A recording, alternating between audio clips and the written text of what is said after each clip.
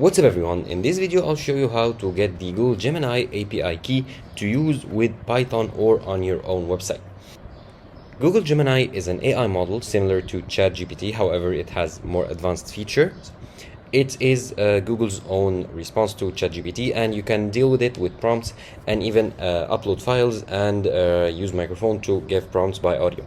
Now, if you are a developer and you want to get an API key, you cannot get it from the Google Gemini webpage itself. However, you need to go to the Google AI for Developers, that's ai.google.dev, and you will land on this page right here.